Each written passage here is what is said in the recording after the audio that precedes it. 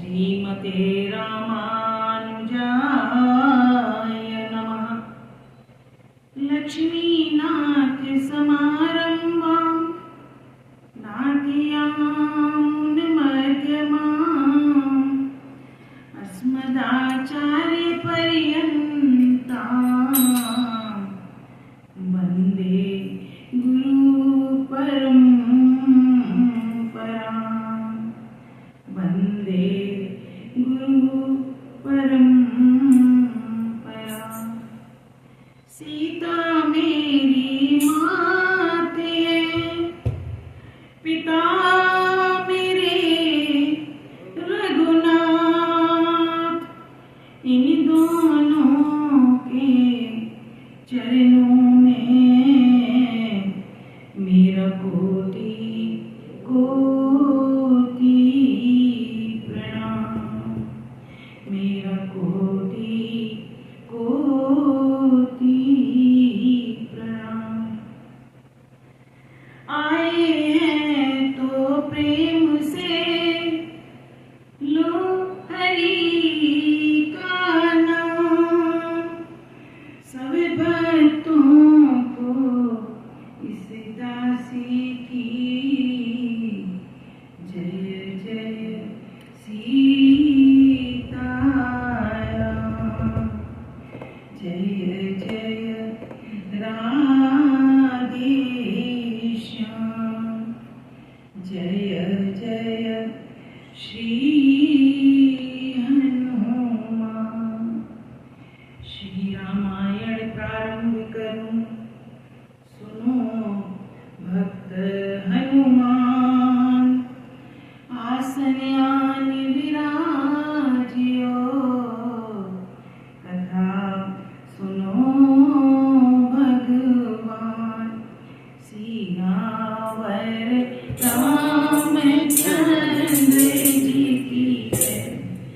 पवन सुत हनुमान जी की जय। उमापति महादेव जी की जय। बोलो रे भाई सब संतन की जय।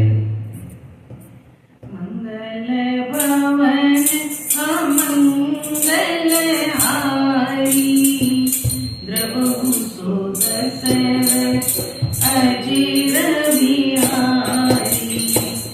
सिया राम मैं सब जग जानी, करहु प्रणाम जोरि जुग पानी।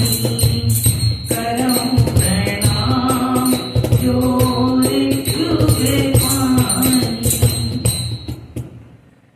परम मंगलमय परात्पर अखिलेश्वर अखिल ब्रह्मांड नायक परात्पर परब्रह्म भगवान राम की वांग्मयी प्रतिमूर्ति श्री रामचरित मानस को श्रवण करने के लिए इस राधा कृष्ण मंदिर के प्रांगण में आए हुए सभी भक्तों को जय सिया राम, जय राधे श्याम, जय श्री हनुमान।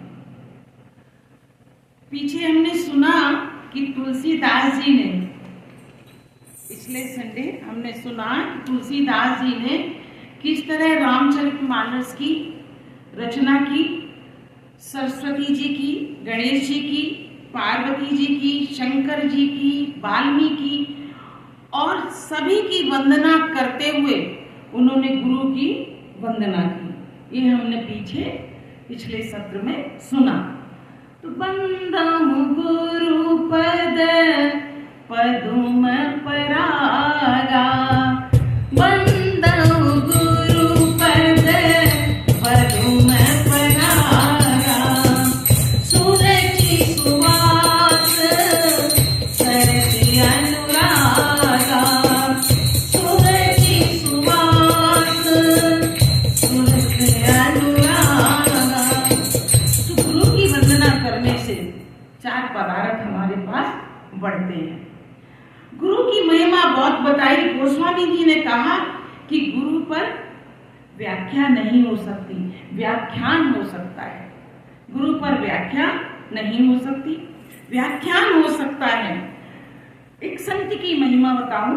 एक राजस्थान में एक संत हुए, जग्गी जी महाराज। गुरु की कितनी बड़ी महिमा है। तो जग्गी जी महाराज एक संत हुए और वह उनकी इच्छा हुई कि मुझे अभी गुरु दीक्षा लेनी चाहिए। गुरु ढूंढा उन्होंने, गुरु के पास पहुंचे। गुरु के पास जब वे पहुंचे तो उन्होंने वहां इच्छा जाहिर की कि मुझे गुरु दीक्षा चाहिए। अब गुरु जी अपने ध्यान में थे। उन्होंने कहा कि वहां जाकर पहले धान कूटो, पहले धान कूटो। उस शब्द को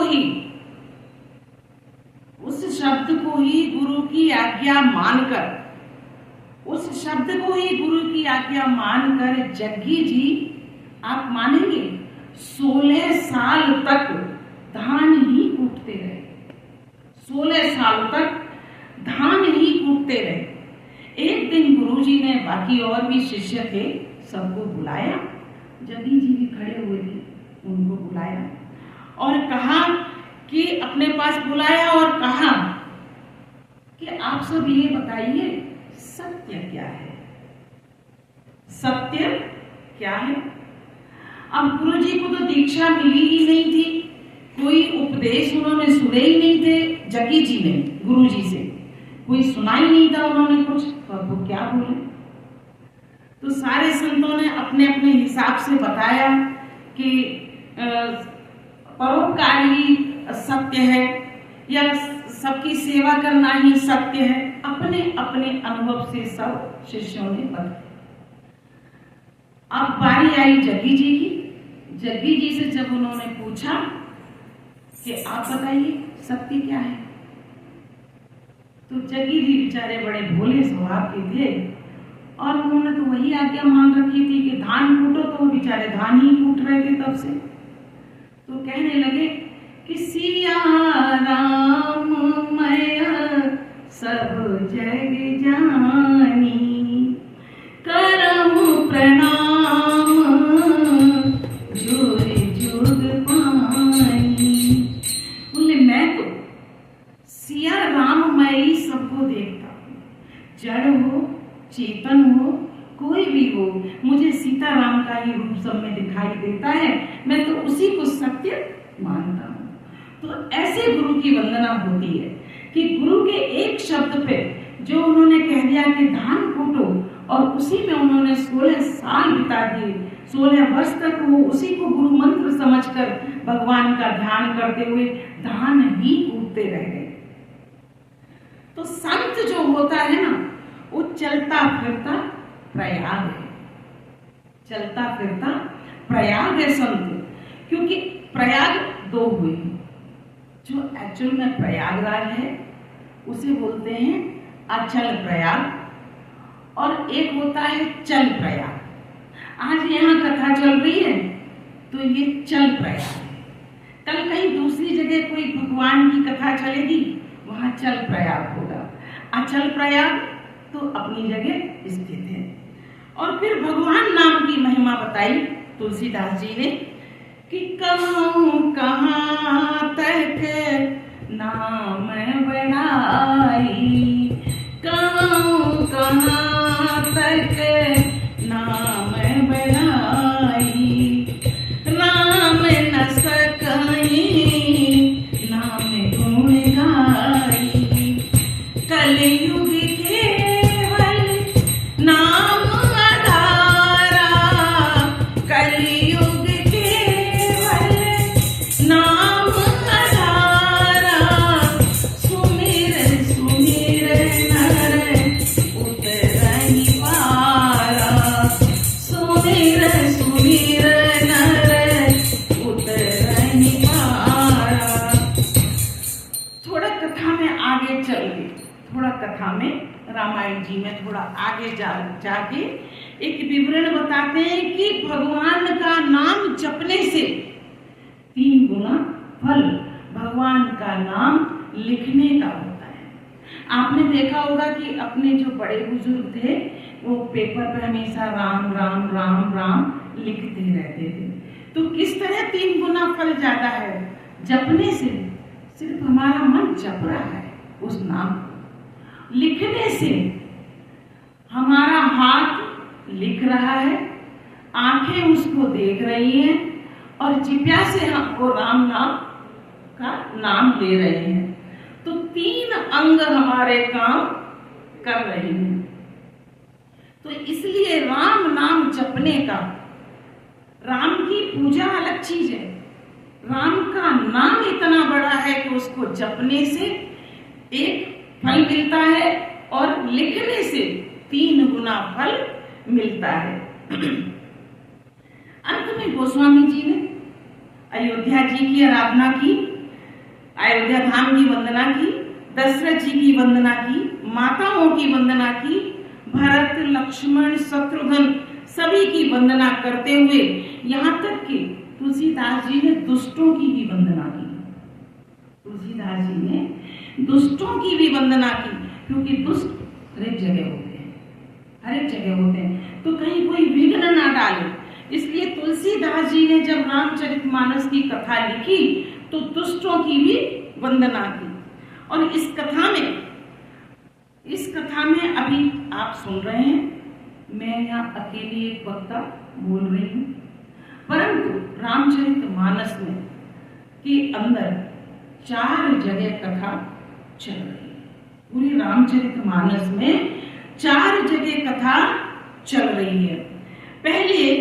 सर्वप्रथम पहली कथा, तुलसीदास जी खुद की आत्मा को गंगा जी के घाट को और संत समाज को सुनाते हैं। तुलसीदास जी पहली कथा अपनी आत्मा को गंगा जी के घाट को और संत समाज को सुनाते हैं। और तुलसीदास जी कहते हैं कि मैं आपको वह कथा सुना रहा हूँ। तुलसीदास जी बताते हैं वह कथा कहते हुए कि मैं वह कथा आपको बता रहा हूँ जो याज्ञवल्क्य ऋषि जी ने भरद्वाज ऋषि को सुनाई। याज्ञवल्क्य ऋषि जी ने भरद्वाज ऋषि को जो सुनाई।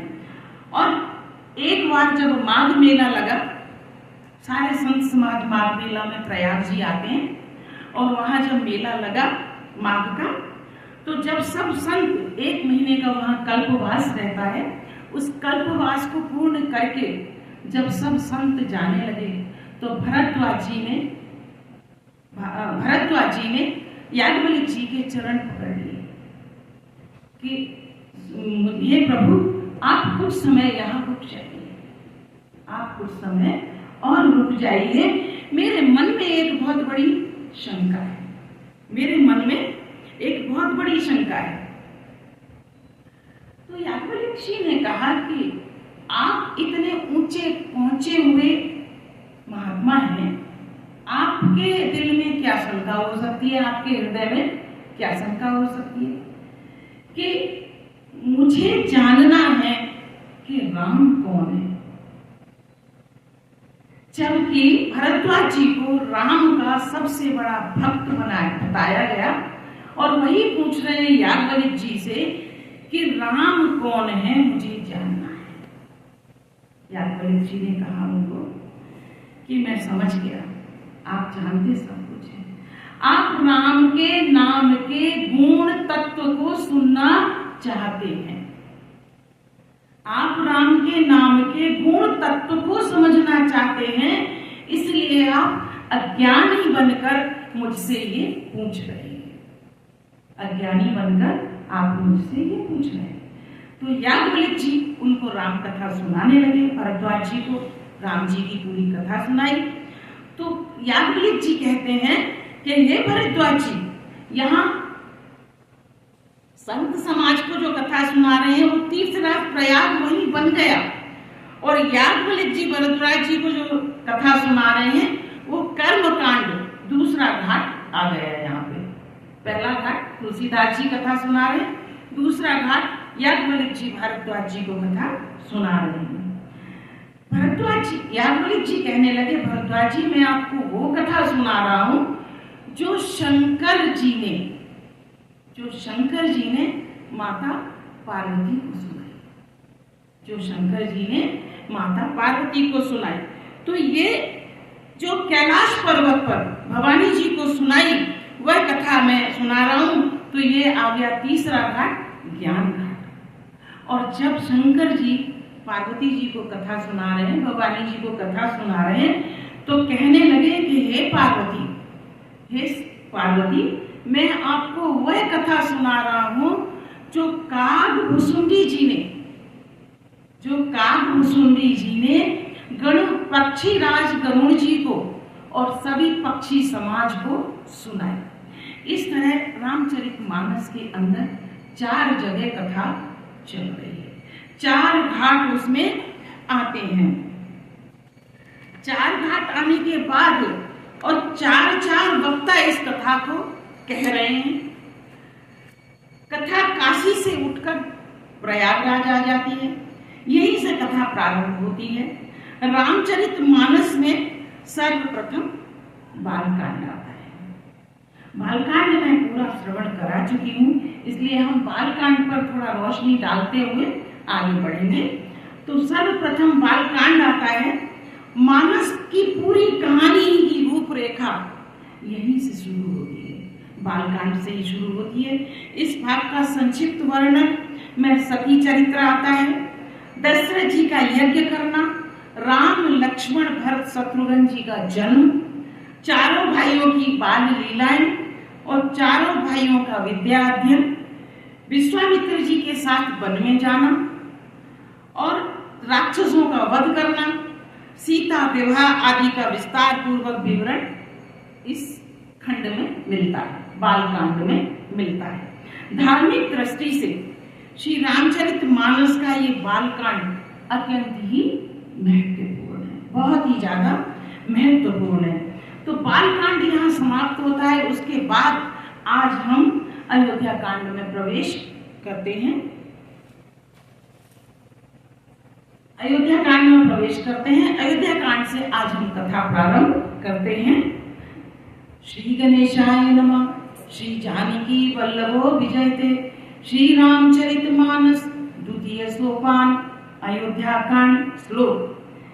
यस्यांके च विभाति भूधर सुता देवापगा मस्तके, बाले बाले विदुर्गले च गरलं यस्योरसि व्याल राष्ट्र, स्वयंभूति विभूषण सुरवरा सर्वाधिपा सर्वदा, सर्वगता शिवा शशिनिव श्री शंकर पातु मां, प्रसन्नतां यानगताभिषेक ततस्ता, न ममले वनवास दुःखतः, मुखाम्बुज श्री रघुनंदनस्य मे सदास्तु सामंजुल मंगल प्रदा, नीलांबुज श्याम मलिकोमलांगम, सीता समारो पितवामुआगम, पाणौ महाशा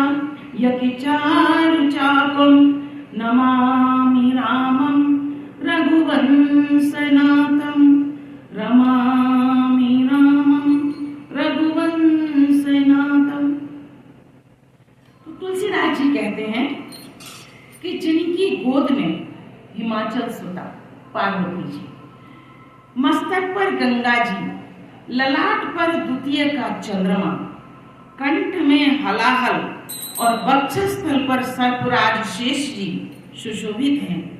वे भस्म से विभूषित देवताओं में श्रेष्ठ सर्वेश्वर, संहार करता या भक्तों के पाप नाशक, सर्वव्यापक, कल्याण रूप चंद्रमा के समान शुभ्रवर्ण श्री शंकर जी सदा मेरी रक्षा करें।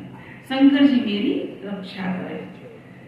रकुल को आनंद देने वाले श्री रामचंद्र जी के मुखारविंद की जो शोभा राज्याभिषेक से न तो प्रसन्नता को प्राप्त हुई, जब राम जी के राज तिलक की तैयारी हुई, वार्ता चली कि राज तिलक होना है, तो वो खबर सुन के, वह सूचना सुन के ना तो उनके मुख पर प्रसन्नता आई और तुरंत ही उन्हें जब वनवास मिल गया माता पिता के द्वारा, तो उनके मुख पर ना कोई कोई भावना ऐसी नहीं आई कि उनको बहुत दुख हुआ। समान थे। उनका मुखमंडल की आवाज होती, वो ना सुख में सुखी हो रही थी, ना दुख में दुखी होने वाली जैसी थी।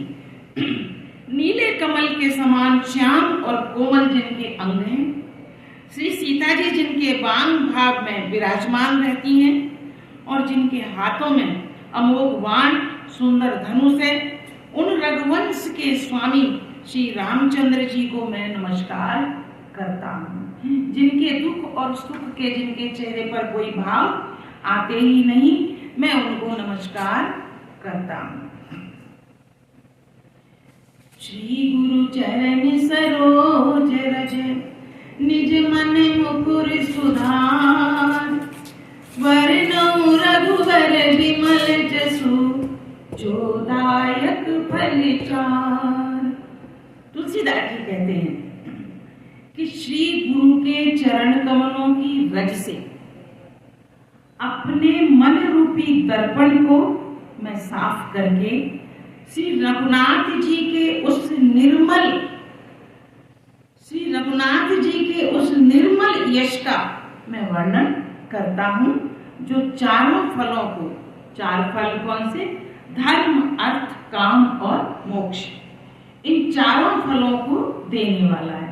अब तुलसीदास जी यहाँ लिखते हैं कि श्री गुरु के चरण की धूल से मैंने अपने मन के दर्पण को साफ किया। तो धूल ऐसा थोड़ा ही ना कि उनके चरणों में से धूल लेके आओ उससे हम साफ करें। इसका आशय ये कहने का कि गुरु के मुख रूपी चरण से जो वचन निकलते हैं, उन वचनों को आप सिरोधार्य करके उन वचनों के कहे अनुसार चलते हुए, उससे अपना मन निर्मल करते हुए ऐसे जीव को चलना चाहिए। गुरु आज्ञा का हमेशा पालन करना चाहिए। गुरु की महिमा पीछे भी अभी मैंने बताई। गुरु की महिमा बहुत बड़ी महिमा होती है। गुरु की महिमा प्रेम और गुरु की प्रेम होना चाहिए जीव के हृदय में, और गुरु की आज्ञा में हमेशा चलना चाहिए। एक छोटी सी कहानी आती है कि आगे की है, लंका कांड की कहानी है ये। एक गिलहरी रहती है, छोटी सी गिलहरी है, और राम सेतु का उस समय निर्माण हो रहा है। राम सेतु उस समय निर्माण हो रहा है। बंदर भालू सब धीरे धीरे पत्थर उठा के सेतु का निर्माण कर रहे हैं। तो एक छोटी सी गिलहरी सोचती है कि ये सब इतनी भगवान की सेवा में तल्लीन है, भगवान को उस पार लंका में जाना है, भगवान की इतनी सेवा कर रहे हैं, तो मैं भी थोड़ा सा सहयोग जरूर करूं। उस गिलहरी ने सोचा। तो उसने क्या किया कि छोटा सा शरीर बेचारी जाए, पानी में गीली हो और रेत में लेटे, और रेत में लेटने के बाद आके पत्थरों के ऊपर वो धूल को झाड़ जाए, बालू को, और फिर चली जाए। हनुमान जी ने देखा उसको कई चक्कर लगाते हुए। हनुमान जी ने बुलाया, गई सुनो, तुम इधर आओ, तुम इतनी छोटी सी हो, इतना सब तुम्हारे ये सब करने से क्या सेतु का निर्माण हो जाएगा? तो वो बेचारी चुप रही। उस समय तो कहने लगी कि निर्माण तो नहीं कर सकती, पर सेतु निर्माण की जब कहानी आएगी तो इन बानरों के साथ मुझे भी याद किया जाएगा। क्यों मेरे मन में ऐसी भावना है कि मैं भी प्रभु के लिए कुछ कर पाऊं। प्रभु ने मुझे ये शरीर दिया है, तो प्रभु के लिए मैं कुछ कर पाऊं। हनुमान जी ने बहुत मनाया, बहुत बोले कि देखो तुम बहुत छोटी सी हो, किसी बानर भालू का तुम्हारे ऊपर पैर पड़ गया तो तुम्हारी तो राम नाम सत्य हो जाएगी, तो तुम इसलिए एक बाजू बैठो चुपचाप। तो नहीं मानी, वो करती रही। अब थोड़ी देर बाद हुआ क्या कि हनुमान जी के अंगूठे के अग्रभाग से ही उस गिलहरी की पूंछ दब गई। अंगूठे के अग्रभाग से थोड़े से उसकी पूंछ दब गई। अब तो चिल्लाने लगी, बाप बाप, खूब चिल्लाने लगी, बचाओ बचाओ। अब तो हनुमान जी भी बेचारे, उन्होंने पैर हटाया, कहा देखो तुमसे पहले ही मना किया था तो तुम मानी नहीं, अब तुम तो अब तो बोले हम राम जी से शिकायत करेंगे आपकी, हम राम जी से शिकायत करेंगे, आपने मेरी पूंछ घायल कर दी, चोट लग गई उसमें बहुत ज्यादा। अब वो गई राम जी के पास कि राम जी हमारी देखो पूंछ पे कितनी जोर की चोट लगी। अब राम जी ने बोला सब बात सुनी, सहलाया, उनको बैठाया, राम जी ने अपने हाथ से उनको सहलाया, बोले वो सब तो ठीक है, आपने सहला दिया, हमें बड़ा अच्छा लगा, पर हमारी पूंछ पिच गई, इसका क्या, हमारा चोट लग गई। तो किया किसने? बोले आपके जो परम भक्त है ना हनुमान जी, उन्होंने दबा दिया हमें पैर के नीचे। अब हनुमान जी को बुलाया गया, हनुमान जी आए कि भाई तुमने इनका पूंछ क्यों दबा दी? तो वो कहने लगी कि पूंछ मैंने ऐसे ही नहीं दबाई, धोखे से दब गई इनकी, और हमने इन्हें बहुत समझाया था कि तुम मत करो ये सब, तुम्हारे करने से कुछ नहीं होगा, पर ये मानी नहीं। तो गिलहरी का जवाब आप सुनिए, कितना सुंदर गिलहरी ने जवाब दिया कि बोले प्रभु, जैसे सब महिमा गाते हैं आपके, जब संतों की कथा होती है तो मैं भी सुनती हूँ जाके बीच में, संत सब बताते हैं कि आपके चरण इतने कोमल हैं कि आप अगर गुलाब की पंखुड़ियों के ऊपर चलो तो वे भी आपके चुभ जाती हैं, आपके चरण इतने कोमल हैं। तो ये सब बानर जो पुल का निर्माण कर रहे हैं, उसमें पत्थर कोई ऐसे तो है नहीं कि कोई साइज से बने हुए आए हैं, जहां तहां से उखाड़ते हैं और सेतु का निर्माण कर रहे हैं, और उनमें कई गड्ढे हैं, कई नुकीली जगह हैं। इसलिए मेरे मन में ऐसा आया प्रभु प्रेम के लिए, मुझे प्रभु प्रेम उमड़ा मेरे अंदर कि मैं भी कुछ प्रभु के लिए सेवा करूं। तो मैं सोच रही हूँ कि वो जो छोटे छोटे नुकीले गड्ढे से हैं उनको मैं रेत से भर दूं, तो मेरे प्रभु को तकलीफ ना हो, मेरे प्रभु उससे गुजरे तो उनको दर्द ना हो, उन्हें वो चुभे ना। भाव विभोर हो गए, और कहते हैं कि जिस दिन से राम जी ने गिलहरी को सहलाया 3 उंगलियों से, वो जो गिलहरी के ऊपर 3 निशान पड़े हुए हैं, वो उसी दिन से पड़े हुए हैं कि राम जी की सेवा में वो लगी थी और राम जी ने उसे सहलाया। तो भगवान की ऐसी निश्चल भक्ति होनी चाहिए, ऐसी भक्ति हमारे अंदर आनी चाहिए। तो जब ते प्यारे राम घर आए, नित नव मंगल मोद बधाए, भुवन चारि दस भूधर भारी, सुकृत मेघ बर सैं सुख भारी, रिधि सिधि संपत्ति नदी सुहाई, उमगी अवध आंबुधि कमुआई, मणिगण पुर नर नारी सुजाति, सूची अमोल सुंदर सब भांति, कहीं न जाए कछु नगरी भूति, जनुए तरिया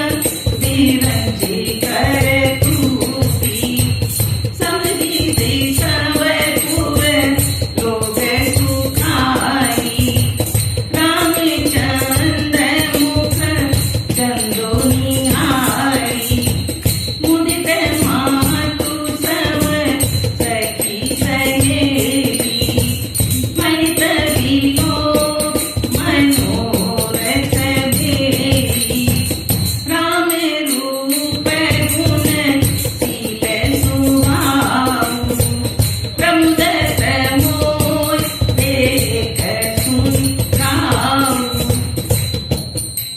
तो ये जो अयोध्या कांड की जो मैंने अभी पढ़ी 8 चौपाई है, ये चौपाई इतनी अच्छी है कि इनको यदि कोई नित्य अपने पाठ में सम्मिलित कर ले, 2 मिनट का समय लगता है सिर्फ, इनको नित्य अपने पाठ में सम्मिलित कर ले 8 चौपाइयों को, तो धन कितना आएगा, सुख कितना आएगा, वैभव कितना आएगा उसका तो पता नहीं, पर दरिद्रता कभी इंसान के पास, जीव के पास नहीं रहेगी।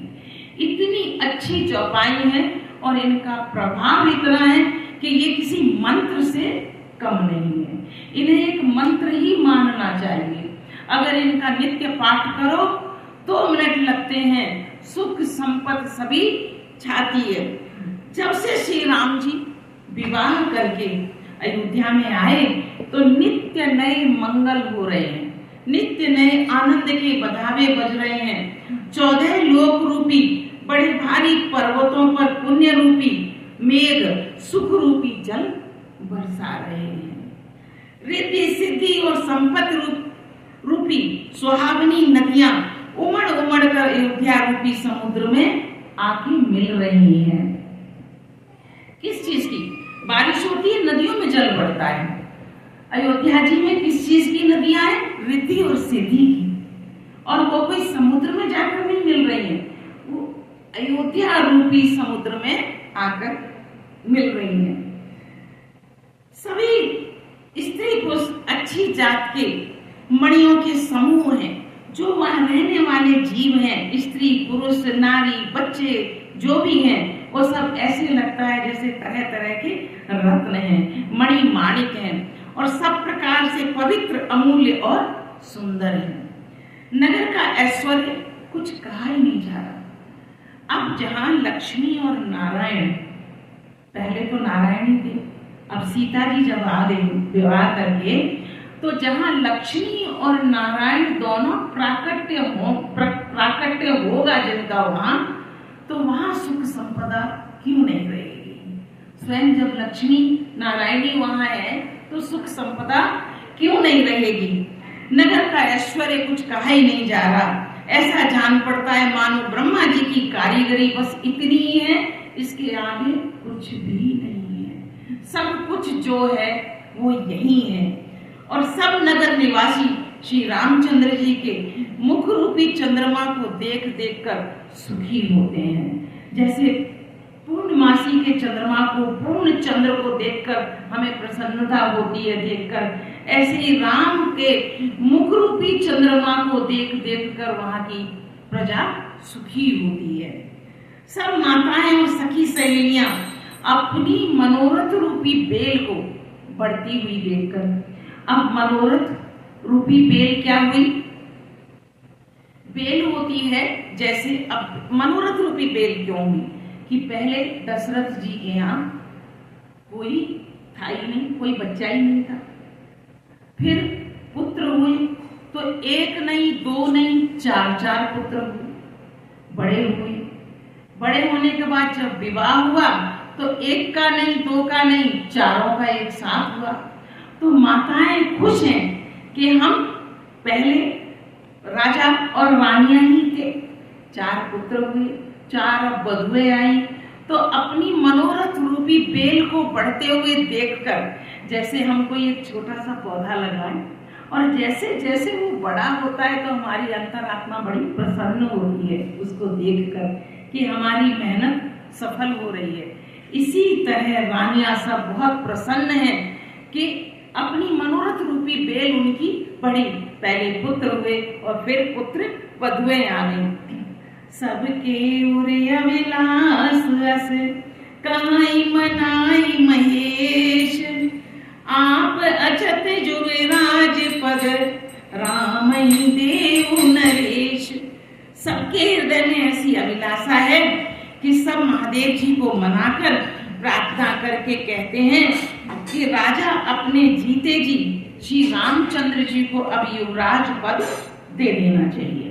अब तो क्या राम जी बड़े भी हो गए, राम जी आदि सब भाइयों की विवाह भी हो गए, तो सोचते हैं कि अब राम जी को युवराज पदवी देना चाहिए, ऐसा सोचते हैं। पर महादेव जी की कृपा से ऐसा सब सोचते हैं।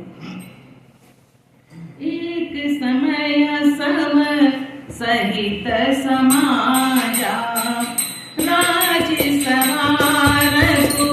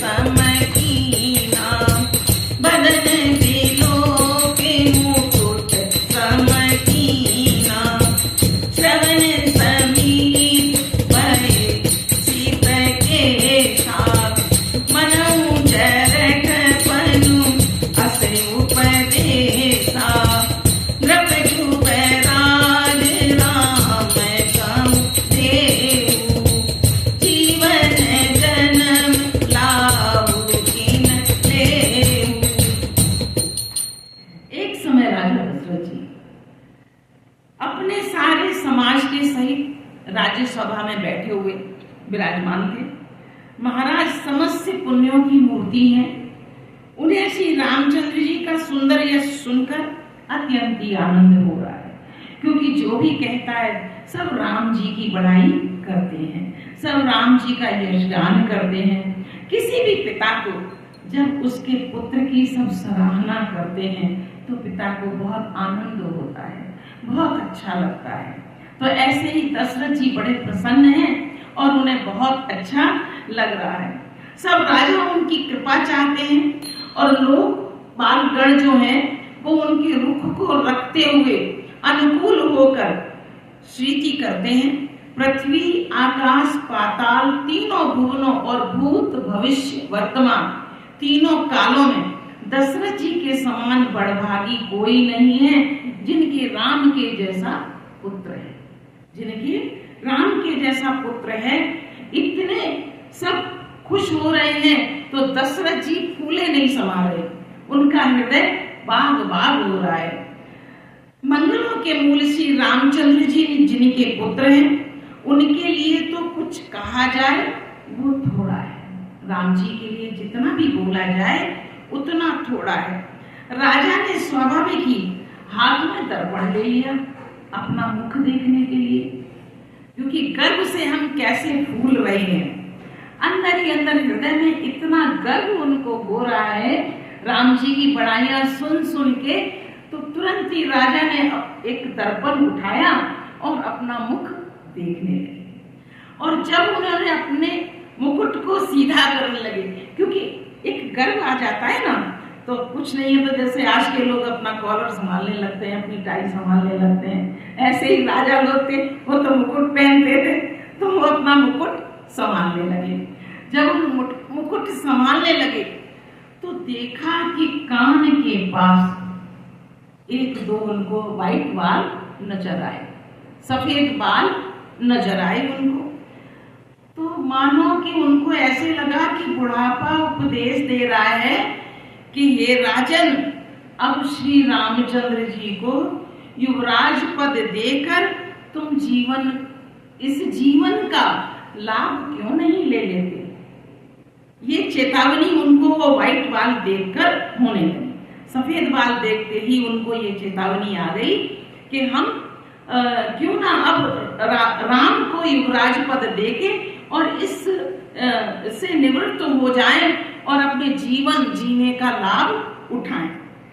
यह विचार उरियान नृप सुदिन सुअवसर पाए, प्रेम पुलकित तन मुदित मन गुरहि सुनाए जाए। हृदय में ऐसा विचार लाकर युवराज पद देने का निश्चय करके राजा दशरथ जी ने शुभ दिन और सुंदर समय पाकर प्रेम से पुलकित शरीर होकर आनंद मग्न मन से उसे गुरु वशिष्ठ जी को सुनाया कि अब मुझे ऐसा लगता है कि राम जी को युवराज बनाने का समय आ गया, हमें युवराज बना देना चाहिए अब राम जी को। क्योंकि जब भी दशरथ जी कोई भी राजा जब अपने गुरु से सबसे पहले पूछते थे, क्योंकि गुरु की उपाधि ही ऐसी है, गुरु की उपाधि ही ऐसी है कि हर एक चीज को गुरु की मंत्रणा के बगैर नहीं करते थे कोई भी।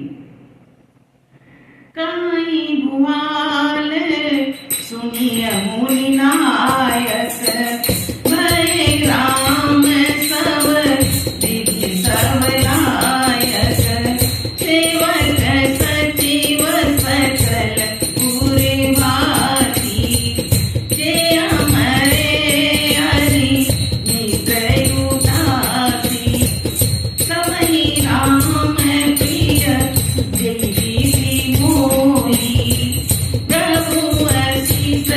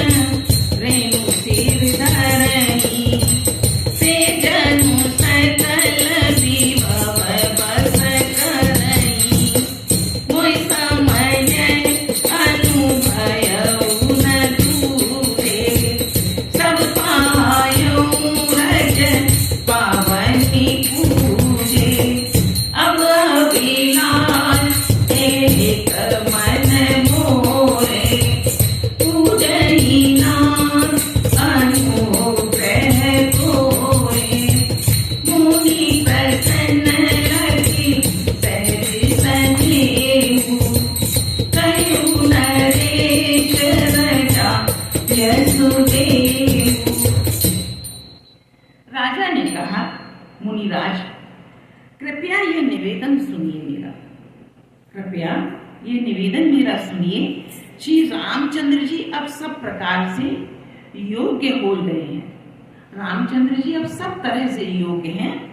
सेवक, मंत्री और सब नगर निवासी और जो हमारे शत्रु मित्र या उदासीन जो भी है, सब चाहते हैं वे राम जी को वैसे ही प्रिय हैं जैसे वे मुझको हैं। राम जी किसी के अप्रिय नहीं है, सभी के प्रिय हैं। आपका आशीर्वाद हो तो मानो शरीर धारण करके शोभित हो रहा है। ये स्वामी सारे ब्राह्मण परिवार सहित आपके ही समान उन पर स्नेह करते हैं। जो लोग गुरु के चरणों की रज को मस्तक पर धारण करते हैं, बार बार गुरु वंदना आती है, गुरु के ही उपदेश अनुसार चलने में ही भलाई है, तो चरणों को रज मस्तक पर धारण करते हैं, वे मानो समस्त ऐश्वर्य को अपने बस में कर लेते हैं। इसका अनुभव मेरे समान दूसरे किसी ने नहीं किया। आपकी पवित्र चरण रज की पूजा करके मैंने सब कुछ पा लिया। दशरथ जी वशिष्ठ जी से इस तरह बोलने लगे। अब मेरे मन में एक ही अभिलाषा है कि हे नाथ, वह भी आपके अनुग्रह से ही पूरी होगी। राजा का सहज प्रेम देखकर मुनि ने प्रसन्न होकर कहा, नरेश आज्ञा दीजिए, कहिए क्या अभिलाषा है आपकी, कहिए तो आपकी अभिलाषा क्या है। राजन राउर नाम जसु सब अभिमत दातार, फल अनुगामी महिप मणि मन अभिलाष कुमार। हे राजन, आपका नाम और यश ही संपूर्ण मनचाही वस्तुओं को देने वाला है। हे राजाओं के मुकुटमणि, आपके मन की अभिलाषा फल का अनुगमन करती है, अर्थात आपके इच्छा करने से पहले ही फल उत्पन्न हो जाता है। आप तो इतने भाग्यशाली हैं कि आप जो भी इच्छा करें वह फल पहले ही प्राप्त हो जाता है। आज की कथा को यहीं स्थगित करती हूँ। आगे की कथा अगले रविवार को, अगले संडे को सुनाएंगे। आज की कथा यहीं स्थगित करती हूँ। श्री रामायण समापति करूं, सुनो भक्त हनुमान। जहाँ कहूँ राम चरित्र होए, तहाँ तुम करो बयान।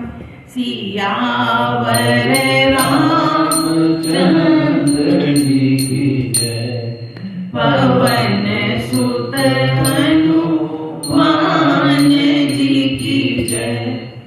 उमापति महादेव जी की जय। बोलो रे हरि